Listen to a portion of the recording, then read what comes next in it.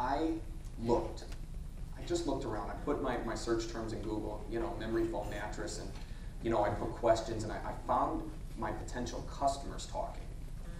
And I saw that there was so many questions related to memory foam and how it was made. How was memory foam really created? So I called all my suppliers. I did a little bit of research and I wrote an article. That article, 3 months ago, got me 2 phone calls in a week for people that had tracked me down. My name is not on that website anymore. They had to find me. My phone number has changed 4 times since then. They tracked me down and asked me to give them beds. That's the power of this. By answering the questions no one else will answer. Never fear informed customers. Because what happens is if you train them and teach them things no one else is willing to teach, they're still going to come to you to buy the solution. No one wants to work. No one wants to think. I had all this content on the web. People didn't want to read that. They wanted to call me and talk to me and have me answer their direct questions. No one wants to look anymore.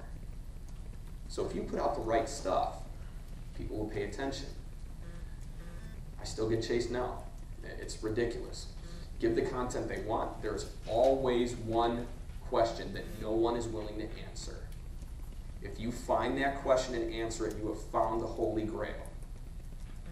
And it will suck in customers for you like crazy.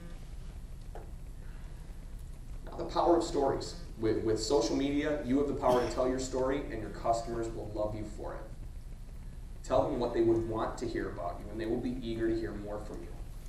Now, the reason I shared something with you this morning that I don't normally share with people that I don't know very well. I told you that I'm a retired gang leader, and I saw some of the looks on the faces, and I did it on purpose and prove a point. With my audience, I tell them how sick I was, and I still have problems with my health, but I didn't tell them about my involvement with gangs until I really had them. They knew who I was. They knew I wasn't a jerk. So it totally reframed the idea. You hear I'm a retired gang leader, you think of me doing horrible things, right? I saw the looks. I did that for a reason. The reason is that you have to structure your story to give your customer what they need to hear from you, not the whole truth. I'm not saying lie. I'm saying to structure what you tell them in a way that they need to hear. I tell people that, I built a business from a wheelchair. I'm the only guy alive who can say his first $1,000 online from a coma. I forgot to tell you guys that. So that's all I told them. Then later, I said, I want you to understand why I'm so loyal and why I try to treat you guys so well. Because the combination of the military and being a gang leader.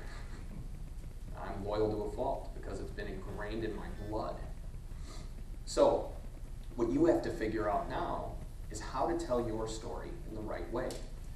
I had a client that I was doing some work for, and I asked him, I said, okay, you've got this, he has a hi-fi stereo website. So he sells, stereo equipment. And this is high-end stuff. This is expensive. He's got exclusive rights to sell a specific line of products. And I said, you've got this website, but it's exactly like everyone else's. I said, tell me a story. He said, ooh, I've got a great one. So I listened, and he told me that his daughter got a set of earbuds for her iPhone. They're specific, very high-end headphones. He said, she used to just have these earbuds that she got with the iPod. And she used to just kind of tinker away on the computer and see her, maybe bop a little bit. So I got her these headphones, and the quality was so much better that she started dancing around the house and singing. And he said, I got a tear in my eye because it looked like she was my little girl again. And I said, are you dumb? He said, what? I said, why aren't you telling that story on the page where you sell that product? He said, oh. Do you see the connection? People buy based on emotion. And if you can connect to their emotions with your stories, that's what works. I don't know too many people that wouldn't be interested in hearing that story. And you may actually get them to read the page down as they get to the buy button. There's power there. Never forget this one thing. Your customers are people and want to be treated like it. The moment you forget that you're dealing with human beings, you will start losing their attention. How many times have you seen a website where you've got an unblockable pop-up with they try to have it where it's a human being talking to you? Anyone like that? I got yelled at by 4 of my friends because I wouldn't use it. I said, you know what, I don't want to alienate my customers. Yeah, I'll make a couple more bucks, but I really don't care. I'd rather have them satisfied with the sales process, get to the end, and be happy that they bought my stuff. Not hit them with 14 offers. Yeah, I may give a one-time offer, I may get an upsell, but it's not going to be 20 of them. That's ridiculous. And it's insulting. Think my credit cards, an American Express Black? I mean, seriously. I don't have $8,000 to spend with you today. And people forget that. Your sales process is not just about your immediate profitability. Now, what do you think happens when I offer that same customer something again? They pay attention to it because they know they're not going to have 14 offers, 18 exit pop-ups, and 20 other things kicking them in the head as they're trying to just look at what I'm offering. They pay attention. Think of your customer as people. Customers as people. That's what they are. And that's all they want from you. So just give it to them. It's not that hard. All right, now, I've been dealing with big picture stuff. I didn't warn you guys, but would it be okay if we got into actionable stuff you can do now?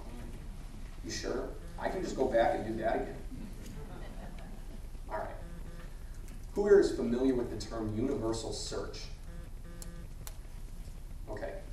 Recently, about 6 months ago, 9 months ago, Google threw a lug wrench into their system and messed us all up. They took all their individual search results. So they had Google News, Google Blog Search, Google Product Search, Google Images, Google Video, and they slammed them all together at google.com. That's universal search. But what it does is it actually gives us more power. Because if you're smart and you're taking advantage of all those different avenues, and you rank well in each one, now you're unstoppable, right? Does that make sense? If you're taking advantage of all these different little things. So what I did here was, oh my God, you can't even see that. Okay, well, this is the regular search results for a product name. Affiliate Marketing 2.0. It's not even available anymore. So I ranked number 3 for the actual product. Then I went into the image results, and I was ranked number 1 and 2. Then I went into the video results, and I was 1, 2, and 3 for the name of the product. So would anyone like to know how to rank in Google image results and Google video? Sure. Okay.